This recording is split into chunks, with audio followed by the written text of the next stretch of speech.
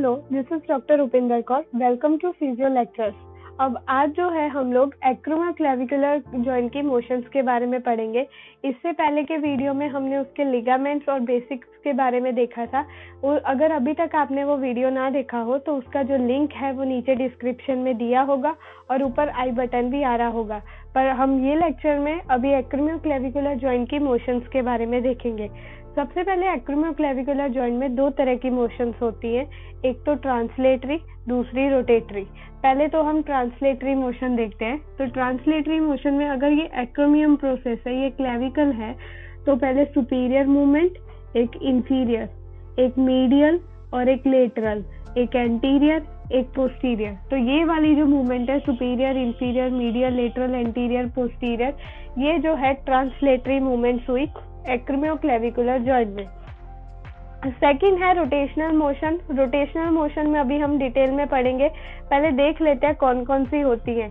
Internal and external rotation, anterior tilting and posterior tilting, upward rotation and downward rotation. तो ये जो इतनी movements है वो रोटेशनल मूवमेंट्स है। तो अभी हम एक एक करके सारी मूवमेंट्स को जो है डिटेल में पढ़ेंगे, स्पेशली रोटेशनल मूवमेंट्स को।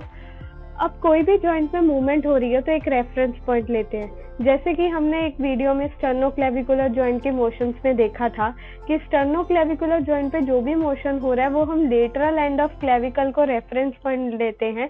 जिस तरफ वो मूव करता है वो मोशन लेते हैं। जैसे कि lateral end of clavicle upward आया तो elevation, lateral end of clavicle downward आया तो depression, lateral end of clavicle anteriorly आया तो प्रोट्रैक्शन।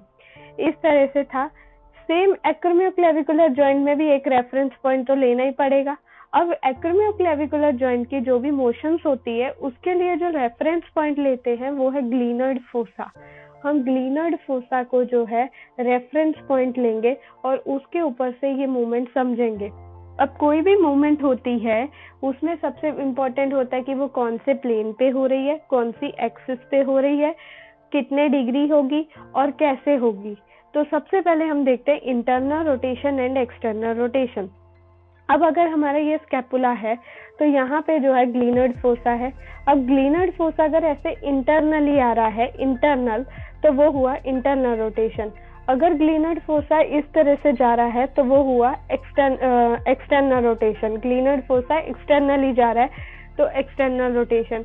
देखा जाए तो ये मूवमेंट प्रोट्रैक्शन और रिट्रैक्शन जैसी है, लेकिन यहाँ पे हम ग्लीनर्ड फोसा को रेफरेंस पॉइंट ले रहे हैं। अगर ग्लीनर्ड फोसा अंदर की तरफ आए तो इंटरनल रोटेशन, अगर ग्लीनर्ड फोसा बाहर की तरफ गया तो एक्सटर्नल रोटेशन। इंटरनल, एक्सटर्नल, इस तरह से। अब कौन से प्लेन में ये मूवमेंट हो रही है? अब यहाँ पे जो है ग्लीनर्ड फोसा है, इंटरनल एक्सटर्नल जा रहा है, तो यहाँ पे जो ट्रांसवर्स प्लेन होगा उसको पैरेलली ये मूवमेंट हो रही है।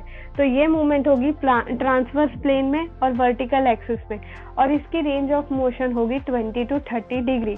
अगर आपको प्लेन और एक्सिस में कोई डाउट हो तो मैंने एक वीडियो बनाया हुआ है जिसका लिंक नीचे डिस्क्रिप्शन में दिया होगा और ऊपर आई बटन भी आ रहा होगा। आप वहां पे जाके ये वीडियो देख सकते हैं। अब नेक्स्ट है anterior tilting and posterior tilting. अब नेक्स्ट मूवमेंट एंटीरियर और पोस्टीरियर टिल्टिंग में क्या होता है कि अब यहाँ पे जो है, सपोज इसे स्कैपुला ले लो, ये स्कैपुला है, ये राइट साइड का स्कैपुला। अगर अपवर्ड पार्ट एंटीरियर पार्ट है, ये एंटीरियर पार्ट इस तरह से आ रहा है तो इसे बोलेंगे एंटीरियर टिल्टिंग। लेकिन एंटीरियर टिल्टिंग में होगा क्या कि ये जो पार्ट है ये तो एंटीरियरली आ रहा है, लेकिन ये इंफीरियर पार्ट वाला भी हिस्सा तो बैकवर्ड जा रहा है ना, तो ये हुआ एंटीरियर टिल्टिंग। अगर ये एंटीरियर टिल्टिंग है तो इसी का अपोजिट हुआ पोस्टीरियर टिल्टिंग। पोस्टीरियर टिल्टिंग, तो एंटीरियर टिल्टिंग में क्या हुआ कि ये जो है स्कैपुला इस तरह से एंटीरियरली आता है, इस तरह से, और ये जो नीचे वाला पार्ट है वो इस तरह से पोस्टीरियरली जाएगा। और पोस्टीरियर टिल्टिंग में जो है उसका अपोजिट मूवमेंट होगा। तो ये होता है एंटीरियर एंड पोस्टीरियर टिल्टिंग। अब ये टिल्टिंग हो कैसे रही है? इस तरह से, और ये तो किसके पैरेलल है? तो ये सजाइटल प्लेन यहाँ पे होता है। ये मूवमेंट सजाइटल प्लेन के पैरेलली हो रही है तो इसलिए ये सजाइटल प्लेन में आएगी। और कोई भी मूवमेंट सजाइटल प्लेन में होती है तो उसमें से इस तरह से, अगर सजाइटल प्लेन है तो उसमें से जो एक्सिस पास होती है वो होती है कोरोनल एक्सिस और एक्स एक्सिस। अब एंटीरियर पोस्टीरियर टिल्टिंग की रेंज ऑफ मोशन है 20 डिग्री। नेक्स्ट मूवमेंट है upward rotation and downward rotation. Upward rotation downward rotation में क्या होगा कि ये एक स्कैपुला है, राइट साइड का है, बैक साइड शो की है पोस्टीरियर साइड स्कैपुला की।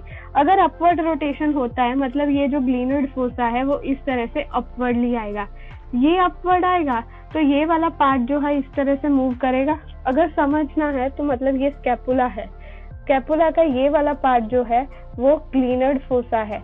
और अब होगा क्या कि ये वाला पार्ट अपवर्ड आएगा, अपवर्ड इस तरह से ये अपवर्ड आएगा तो इंफीरियर वाला पार्ट इस तरह से जाएगा, तो ये हुआ अपवर्ड रोटेशन ऑफ स्कैपुला। अब डाउनवर्ड में क्या होगा कि ये ग्लीनोइड फोसा नीचे की तरफ आएगा इस तरह से, ये नीचे की तरफ आया तो ये वाला मीडियल पार्ट इस तरफ जाएगा, तो ये हुआ डाउनवर्ड रोटेशन ऑफ स्कैपुला। अब ये इस तरह से जो मूवमेंट हो रही है वो फ्रंटल प्लेन को पैरेलली हो रही है, तो फ्रंटल प्लेन और ऑब्लिक एक्सिस में oblique AP anterior posterior axis पे जो है ये मूवमेंट हो रही है। तो ये था एक्रोमियोक्लेविकुलर जॉइंट की मोशंस के बारे में, मूवमेंट्स के बारे में। अगर आपको कोई भी डाउट हो तो आप कमेंट सेक्शन में बता सकते हैं। अगर आपको मेरा वीडियो अच्छा लगा तो लाइक एंड शेयर जरूर करें और मेरे चैनल को सब्सक्राइब करें। Thank you.